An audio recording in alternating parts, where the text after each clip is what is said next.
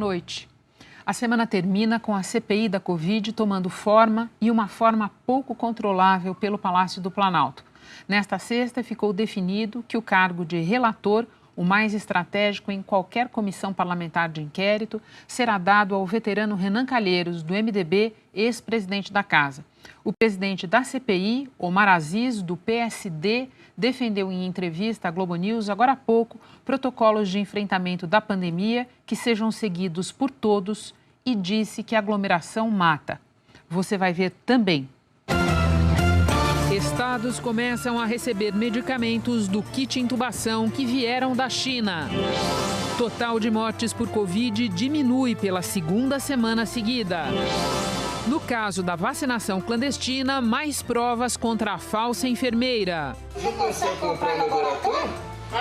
Essa ainda não. Não consegue, não? Ainda não. É barato, não é? Novos relatos de agressões de Jairinho contra uma ex-namorada e o filho dela. E ainda o fim da era Castro em Cuba. Gols pelo Campeonato Paulista. E Chico Anísio na coluna de Nelson Mota. Boa noite para todo o Brasil e particularmente para esse país onde vivemos.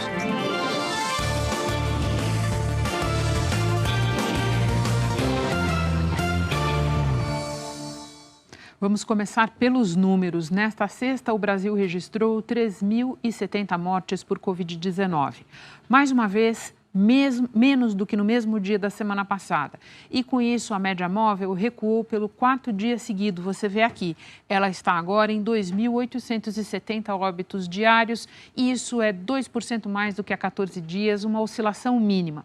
Um alento para registrar aqui é que esta foi a segunda semana seguida com menos mortes. Nos últimos 7 dias, foram 20.090, um número gravíssimo sob qualquer ponto de vista, mas inferior ao da semana anterior. A média de casos que a gente vê aqui agora está atualmente em 65.561 por dia. Isso é 1% menos do que há 2 semanas. De novo, a gente vê uma oscilação mínima. No total, desde o início da pandemia, morreram no Brasil 369.024 pessoas de Covid e mais de 13.834.000 testaram positivo para o vírus. Agora a gente acompanha os números da vacinação. Nas últimas 24 horas, 317.845 pessoas receberam a primeira dose da vacina no Brasil. E o impressionante é que um número maior de pessoas recebeu a segunda dose da vacina hoje, foram 570 mil. É a primeira vez que isso acontece. Mais gente recebendo segunda dose do que a primeira. E é algo muito ruim, como a gente vinha desenhando aqui ontem no Jornal da Globo. Isso é reflexo de escassez de doses a essa altura do nosso plano nacional e o que significa é que tem menos gente do que deveria entrando no bonde da vacinação neste momento. Desde o início da campanha, a gente vê aqui 25.777.943 pessoas tomaram a primeira dose, o que representa quase 12,2% da nossa população. A segunda dose já foi aplicada em pouco mais de 9.100.000 pessoas e isso representa pouco mais de 4,3% dos brasileiros. Dos números, nós vamos para a situação de São Paulo. Como nós antecipamos aqui ontem, com a ajuda da Patrícia Falkowski, esta sexta foi um dia para entender como vai funcionar uma espécie de fase de transição nas restrições em vigor no estado por causa do agravamento da pandemia. É ela quem nos conta ao vivo o que já reabre neste domingo. Boa noite, Patrícia. Oi, Renata, boa noite para você, boa noite a todos que nos assistem. A gente adiantou, que o Estado queria um meio termo para essa flexibilização. Então, essa fase de transição, ela foi criada pelo governo paulista para durar 2 semanas.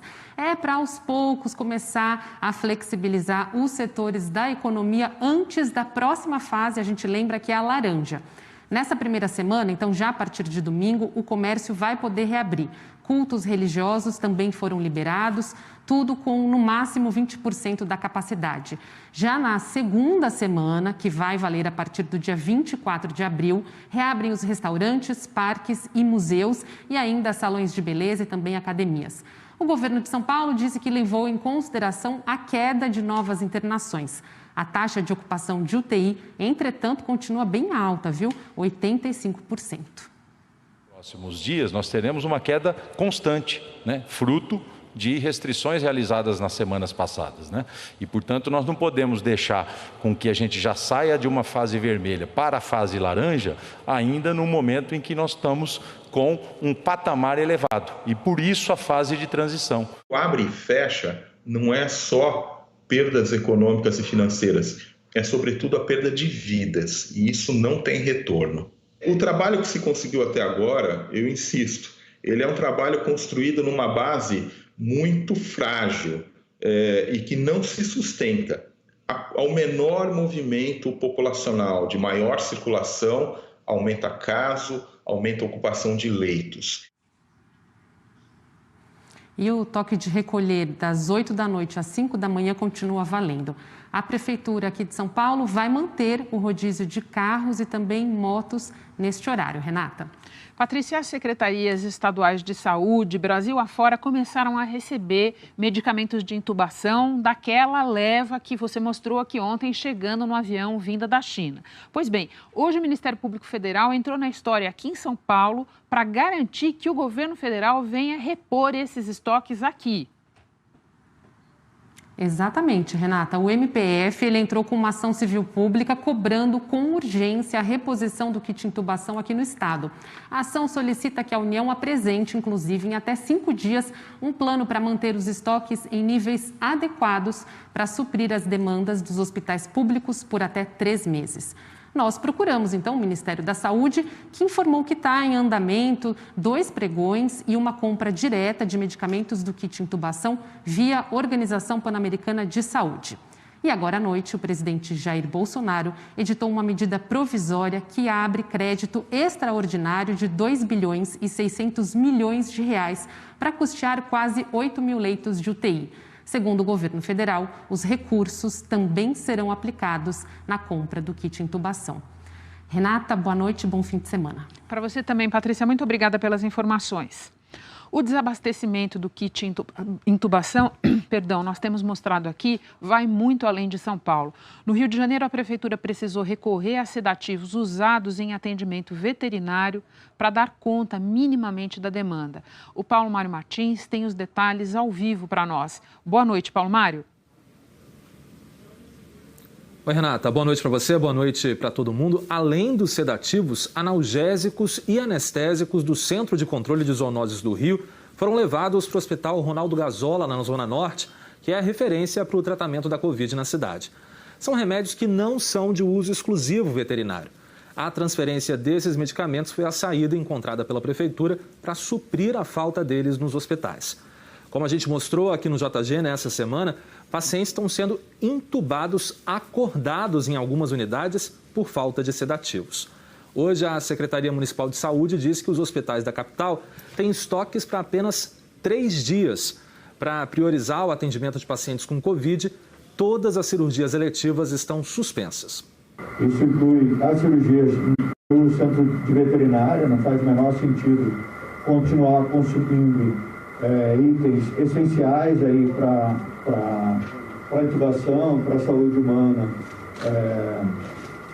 nas unidades veterinárias. Então a gente está utilizando todo esse material que é relativo a sedativo e para bloqueadores neuromusculares nas unidades em que tem um alto atendimento de pessoas com Covid ou outras doenças que são necessárias à intubação orotraqueal.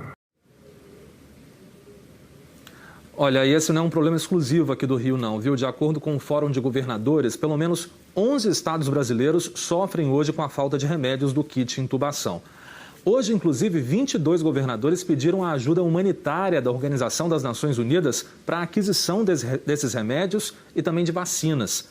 Eles se reuniram por videoconferência com a secretária-geral adjunta da ONU, Amina Mohamed. Ela disse que a ONU vai aumentar os esforços para conseguir os insumos e anunciou que a entidade vai antecipar o envio de 4 milhões de doses de vacinas para o Brasil ainda nesse mês, via o consórcio COVAX Facility. A Organização Mundial da Saúde ainda vai tentar enviar outros 4 milhões de doses em maio, Renata.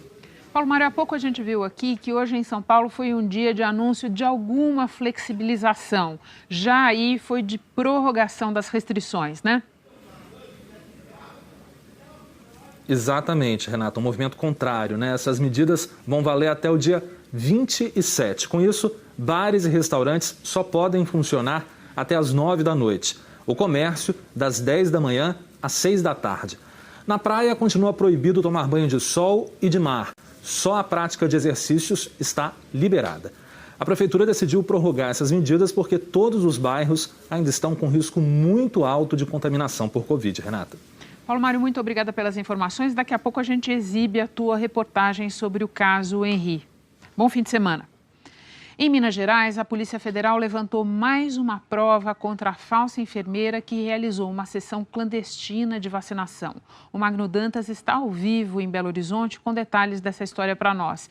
Magno, boa noite. Agora, os policiais têm um vídeo em que essa falsa enfermeira praticamente apresenta ali as vantagens do que seria essa falsa vacinação. Pois é, isso mesmo, Renata. Boa noite para você, para todos que nos acompanham. O vídeo mostra a falsa enfermeira Cláudia Pinheiro chegando a um prédio de alto padrão aqui de Belo Horizonte. Ela conversou com um funcionário do condomínio. A vacinação nos apartamentos de luxo já era assunto conhecido por lá. A gente separou um trechinho dessa conversa entre eles. Vamos ouvir. Você consegue comprar no laboratório? Essa ainda não. Não consegue, não. Ainda não. É barato, não é? 600? Nossa Senhora. Eu vou custar, então. Essa aí é a mulher que dá vacina nos moradores, R$600 cada um. Esse vídeo e várias outras provas da vacinação clandestina já estão com a Polícia Federal. Um dos moradores do prédio, o empresário Marcelo Martins, já admitiu que tomou a vacina. Ele é apontado como uma pessoa que indicou os serviços da falsa enfermeira para empresários da capital. O advogado de Marcelo negou que ele tenha feito qualquer indicação sobre a qualidade e idoneidade de Cláudia Pinheiro ou das supostas vacinas aplicadas por ela. Com as provas colhidas até agora, os investigadores reforçam a suspeita de que a vacinação clandestina foi muito além de Belo Horizonte. Foi realizada também em cidades do interior de Minas e até no interior de Goiás. Até agora, ninguém apresentou um documento que comprovasse a autenticidade da vacina. E a principal suspeita é de que todos que pagaram para furar a fila da imunização foram vítimas de um golpe. Cláudia Pinheiro, filho dela, Igor Torres e Júnior Guimarães, já foram indiciados por associação criminosa e também por falsificação. Renata? Magno, é impressionante, essa história só faz ganhar pernas. Muito obrigada pelas informações. Em Brasília, integrantes da CPI da Covid se reuniram de forma extraoficial e fecharam um acordo para ocupar os principais cargos da comissão, que são os de presidente e relator. E esse último ficou com um senador que o Palácio do Planalto não queria de jeito nenhum nesse cargo, Renan Calheiros, do MDB. Fernando Rego Barros tem mais informações e conversa ao vivo com a gente agora. Boa noite, Fernando. Olá, Renata. Boa noite a você, boa noite a todos. Olha, um grupo de 7 senadores, sendo 5 considerados de perfil independente em relação ao governo e 2 de oposição, escolheu hoje o senador Omar Aziz, do PSD, para a presidência da CPI. E, contra a vontade do Palácio do Planalto, como você disse, vai indicar o senador Renan Calheiros, do MDB, para ser o relator. Isso depois de Eduardo Braga abrir mão de disputar o cargo. O senador Randolfo Rodrigues, da Rede, vai ocupar a vice-presidência. Foi ele quem apresentou o requerimento para a abertura da CPI. A comissão é formada ainda por outros 4 senadores mais alinhados com o presidente Bolsonaro, que, como vimos, estão em minoria e não participaram dessas escolhas. Agora à noite, em entrevista ao Jornal das 10 na Globo News, o presidente da CPI, Omar Aziz, disse que a comissão vai investigar os responsáveis por eventuais omissões, mas afirmou que o mais importante é estabelecer um protocolo unificado de contenção ao vírus. Vamos ouvir. Quais foram os erros que foram cometidos, foram os equívocos que foram cometidos para conter a pandemia? É isso que nós temos que focar. E os responsáveis, lógico, que irão responder por isso. Mas o mais importante é a proposta que nós teremos que tirar dessa CPI para que, conversando e não negando a ciência, possamos nos prevenir. Ou nós temos um protocolo que terá que ser seguido por esse presidente ou por qualquer outro presidente, que terá que ser seguido pelo governador dos estados ou por outros governadores, por prefeitos que estão hoje no mandato ou por outros prefeitos, para que a gente tenha um trabalho unificado no Brasil. Senão, nós iremos sofrer outras ondas e ela não sai daqui tão cedo, não vai sair tão cedo. A aglomeração mata, a aglomeração passa o vírus. E é isso que nós queremos fazer, além de investigar isso que eu estou lhe falando. Por que desde 2019, que o Brasil sabia, nenhuma providência foi tomada e quando ela não chegou aqui de surpresa. Todos os especialistas falavam que ela ia chegar. A gente lembra que a CPI vai investigar atos e omissões do governo federal no combate à pandemia, assim como os repasses de verbas da União a estados e municípios. Hoje, o presidente do Senado, Rodrigo Pacheco, fez uma análise de como serão os trabalhos, do que pode ser feito de forma virtual e o que deve exigir a presença dos senadores. A inquirição de testemunhas, às quais se deve garantir a incomunicabilidade, elas não podem ser orientadas de outra maneira que não seja presencial. Já o interrogatório daqueles investigados, as declarações de pessoas que sejam investigadas, a quem o próprio Supremo Tribunal Federal já reconheceu o direito, inclusive, de não comparecer à Comissão Parlamentar de Inquérito, essa é uma orientação jurisprudencial do Supremo Tribunal Federal, e, eventualmente, se pode fazer pelo sistema virtual, em razão dessa lógica constitucional do direito de não se autoincriminar. Rodrigo Pacheco citou duas datas possíveis para o início dos trabalhos da CPI, 22 ou 27 de abril. Renata? Muito obrigada, Fernando. O número de novos casos de Covid por semana no mundo quase dobrou nos últimos 2 meses e a taxa de infecção está se aproximando do índice mais alto já registrado desde o início da pandemia. Só que alguns países estão numa situação diferente. Por lá, parece que o pior já passou. Tá aí a carteirinha de vacinação de Angela Merkel. A primeira-ministra alemã é mais uma liderança política que escolhe dar o exemplo. Ela recebeu a primeira dose da vacina da AstraZeneca. Numa rede social, escreveu: a vacinação é a chave para superar a pandemia. No parlamento, ela pediu que deputadas e deputados aprovem medidas que permitam que o governo federal decrete bloqueios em áreas com altas taxas de infecção. Quando falou sobre a necessidade do toque de recolher em algumas regiões, foi interrompida por deputados da extrema-direita, que são contra o aumento das medidas restritivas. Merkel disse que profissionais da saúde que trabalham em unidades de terapia intensiva estão mandando um pedido de socorro atrás do outro e que isso não pode ser ignorado. A nova onda de infecções é uma realidade em vários outros países, como a Índia, que nessa sexta-feira quebrou o recorde de casos no único dia, 233 mil. Hoje, a Organização Mundial da Saúde disse que, em todo o mundo, o número de novos casos semanais de Covid quase dobrou nos últimos 2 meses. E que a taxa de infecção está chegando ao índice mais alto desde o início da pandemia. De maneira geral, os números de infecções e mortes continuam aumentando de uma forma preocupante, disse o diretor-geral da OMS, Tedros Adhanom.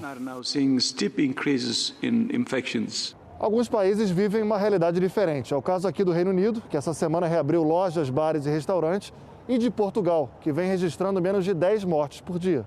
A generalidade do país irá avançar para a próxima fase do desconfinamento. Ontem, o governo português confirmou que o país vai avançar para a fase 3 do desconfinamento. A partir da semana que vem, os alunos do ensino médio e superior voltam às aulas presenciais. Restaurantes e bares reabrem, mas com algumas restrições. Portugal anunciou ainda que vai restabelecer voos comerciais com o Reino Unido e com o Brasil, mas só para viagens consideradas essenciais. E quem chegar desses países vai ter que fazer quarentena de 14 dias. A liberação começou a valer nessa sexta-feira. Estas medidas são medidas de saúde pública. A gente viu aí o Rodrigo Carvalho nos explicando a situação de Portugal. Olha só essa história. Enquanto a União Europeia estuda como adotar o chamado passaporte verde para quem já tomou vacina, em Portugal, a Ilha da Madeira já está testando essa medida. Gente na rua, lojas abertas, restaurantes cheios. O turismo em recuperação. O arquipélago português da Madeira é um dos poucos locais da Europa que já recebe turistas, graças aos chamados passaportes da vacina. O programa piloto na ilha, que tem 260 mil habitantes e fica a 800 quilômetros do continente, começou em fevereiro. A região recebe viajantes que se recuperaram da Covid nos 90 dias anteriores à viagem ou que foram imunizados contra o vírus. Os vacinados devem apresentar um certificado de imunização que tenha nome, data de nascimento, tipo de vacina e a data em que foi administrada.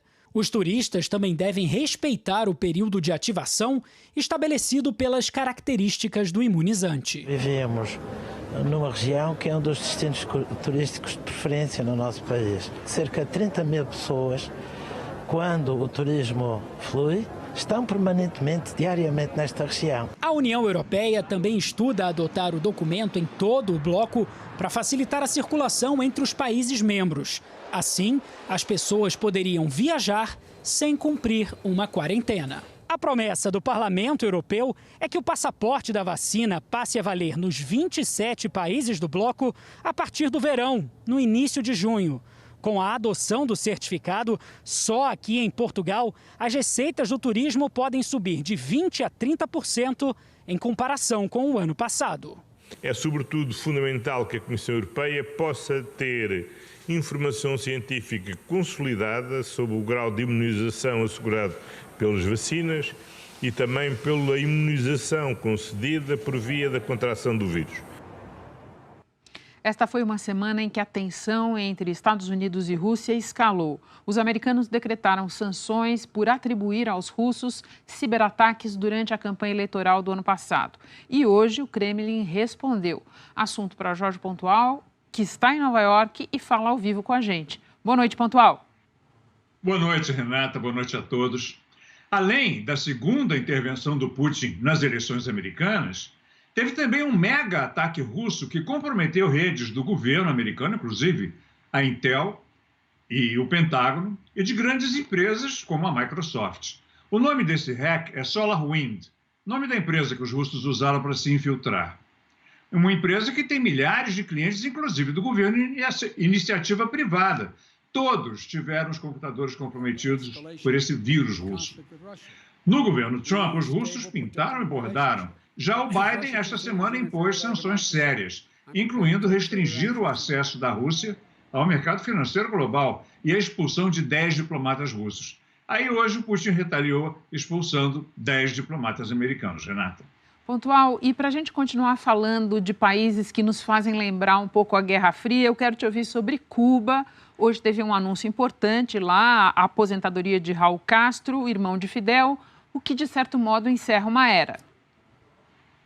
O controle da família Castro sobre Cuba durou mais de 60 anos. Raul Castro vai fazer 90 em junho e já tinha avisado, o que confirmou hoje, vai deixar o comando. O nome do sucessor vai ser anunciado segunda-feira.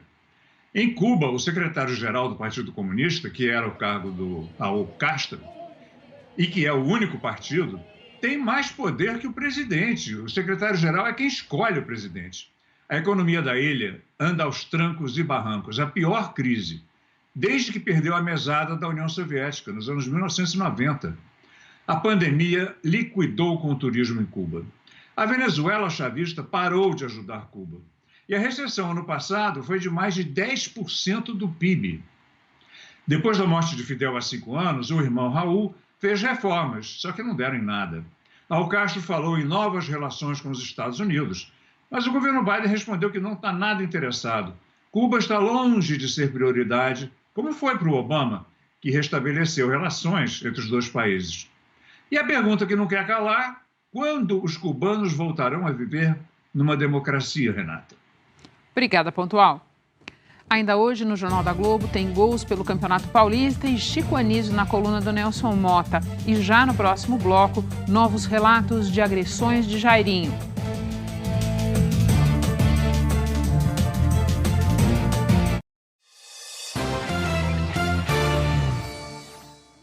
Exames realizados no prefeito de São Paulo, Bruno Covas, do PSDB, revelaram novos focos de câncer no fígado e nos ossos. Ele voltou a ser internado para tratamento. A partir deste sábado, o prefeito fará sessões de imunoterapia junto com a quimioterapia.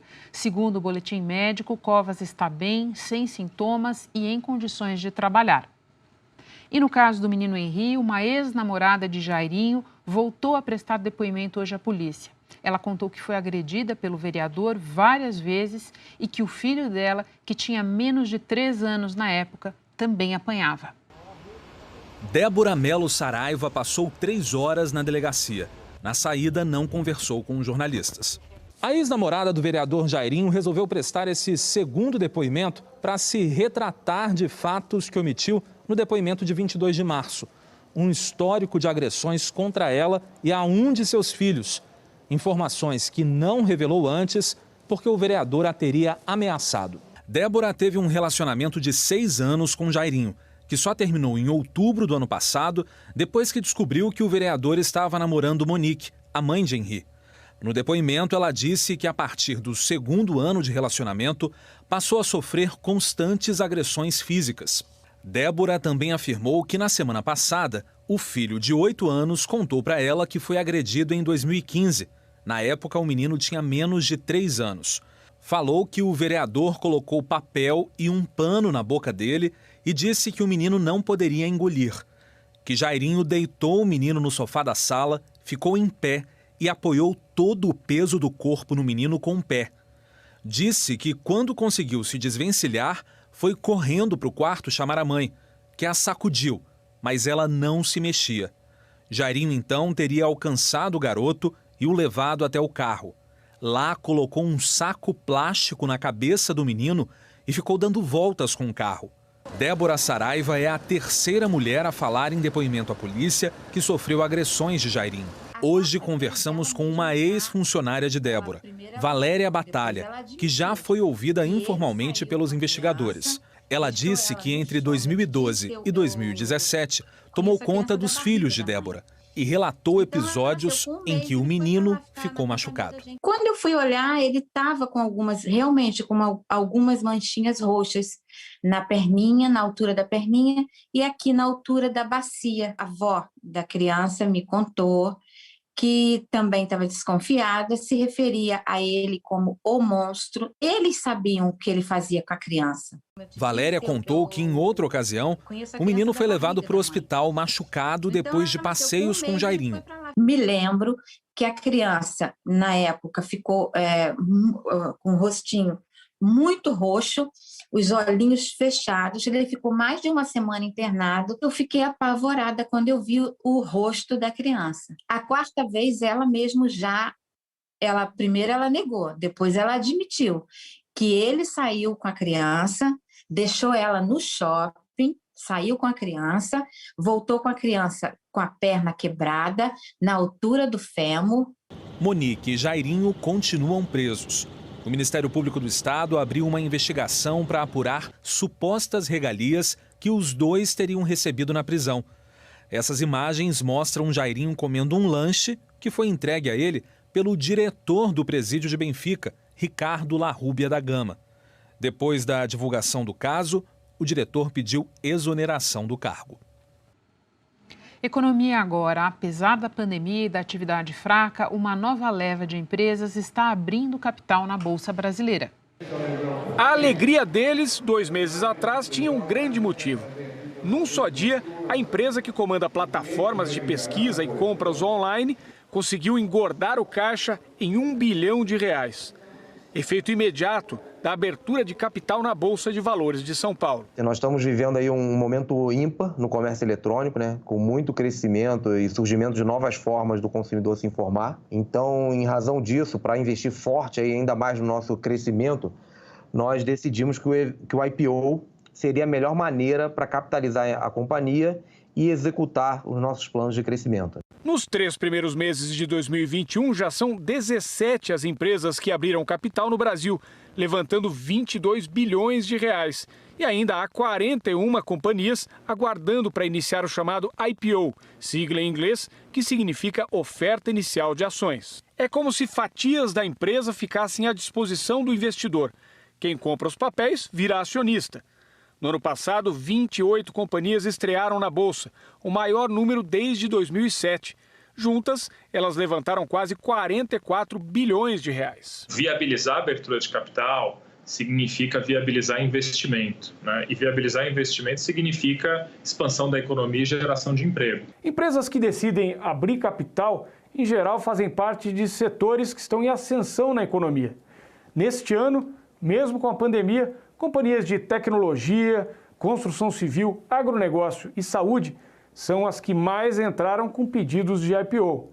E a presença crescente de novos investidores na Bolsa, que acaba de atingir a marca recorde de 3,5 milhões, é um estímulo a mais para o plano das empresas de abrir capital. Este analista alerta que a entrada num mercado que muda diariamente tem que ser feita com planejamento. É importante para esse pequeno investidor que vem chegando agora na Bolsa de Valores, para ele ter conhecimentos básicos, né? Como, por exemplo, que empresas que ele está investindo, se são ações ou se são contratos futuros, quais são os objetivos dele nesse investimento em ações. Acho que esse é um dos pontos primordiais para se ganhar dinheiro dentro do mercado de ações.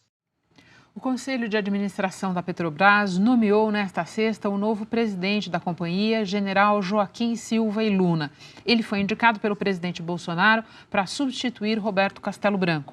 O Conselho também nomeou 4 novos diretores para as vagas de executivos que deixaram a empresa depois do anúncio da troca de comando. A nova diretoria representa uma inversão de perfil. Menos nomes do mercado, mais funcionários de carreira da estatal. A posse de Silvio Luna e da nova diretoria será nesta segunda. Daqui a pouco tem Nelson Mota e, a seguir, o clássico entre Palmeiras e São Paulo.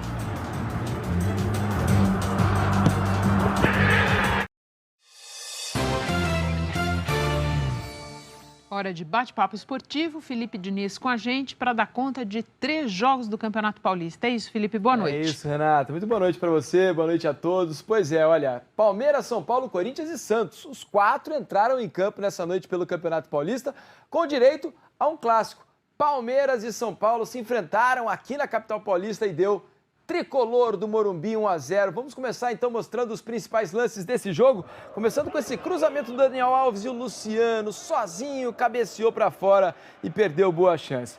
Aí o melhor lance do Palmeiras no jogo foi esse chutaço do Gustavo Scarpa do meio da rua, que o Thiago Volpi foi lá, se esticou de mão trocada com a mão esquerda e espalmou para escanteio. Aí a bobeada do gol do São Paulo, ó. Defesa do Palmeiras sai mal, Daniel Alves rouba a bola, cruza na medida para Pablo. Olha como o Scarpa tenta tocar a bola, ela vai no peito do Daniel Alves, que aproveita e toca na medida para o Pablo fazer o único gol do jogo. 3º gol do Pablo no Campeonato Paulista. São Paulo engata a 4ª vitória consecutiva na competição e o Palmeiras perde a invencibilidade. Era o último invicto do Paulistão 2021. O Corinthians também jogou hoje, recebeu o São Bento e não se deu bem não. Mais um tropeço do Corinthians, 1-1. A gente vai mostrar primeiro o golaço do jogador do São Bento. O Gabriel fez isso aí, ó. Saiu do campo de defesa, foi limpando os adversários, saiu de 5 corintianos e bateu no canto baixo do Pablo. Veja só, ninguém tomou a bola do Gabriel, ele foi andando, passando, driblando e o chute certeiro de canhota, sem nenhuma chance para o Cássio, que se esticou todo. Depois, o Corinthians conseguiu empatar num pênalti. Alan Dias tocou a mão na bola e o árbitro marcou pênalti. Fábio Santos, o lateral, foi lá, bateu com categoria, tirou do goleiro para um canto, bola para o outro e empate no jogo aqui em São Paulo. Corinthians 1, São Bento também 1. O Corinthians é o líder do seu grupo, o São Bento então consegue um empate importante fora de casa. Para encerrar a noite, em Campinas, 3-0 para Ponte Preta em cima do Santos. Vamos mostrar os gols desse jogo então, começando com o lance do Moisés. Ele fez a jogada pela esquerda no rebote do John. O João Veras fez 1-0 para Ponte Preta. Olha como aproveitou bem o rebote do goleiro. Jogadaça do Camilo em velocidade pela esquerda. Ele cruzou, olha a furada do Lon Pérez e a bola sobrou para quem? De novo, João Veras fazer o segundo dele no jogo, o segundo da Ponte Preta, 2-0. Depois o Moisés recebeu um ótimo lançamento, sozinho, invadiu a área com tranquilidade, bateu na saída do John para fechar o placar. Final no Moisés Lucarelli em Campinas, Ponte Preta 3, Santos 0. Esses os 3 jogos do Campeonato Paulista. Para encerrar a noite, um 0-0 pelo Campeonato Gaúcho, a gente vai colocar aqui no telão, o único jogo do Gauchão, 0-0, Caxias e Grêmio. O Grêmio é o vice-líder, o Caxias é o 4º colocado no Campeonato Gaúcho. Renato. Felipe, muito obrigada pelas informações todas. Obrigado a você. Bom fim de semana. Para todos nós. Te espero na semana que vem. Estarei aqui. Tchau, tchau. A seguir, alguns dos personagens marcantes de Chico Anísio.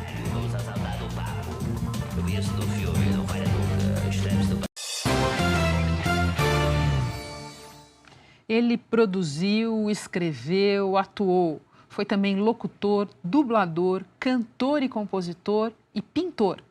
Ao longo de mais de meio século, criou dezenas de personagens que fizeram o Brasil rir muito.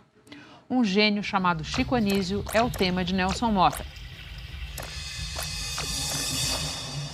Hoje teremos aqui conosco uma presença polêmica. Quem o convidou? Eu tô aqui profissionalmente, eu trabalho na Globo. Essa resposta seria a que eu dava se me perguntassem. Vamos deixar isto para uma ocasião mais propícia.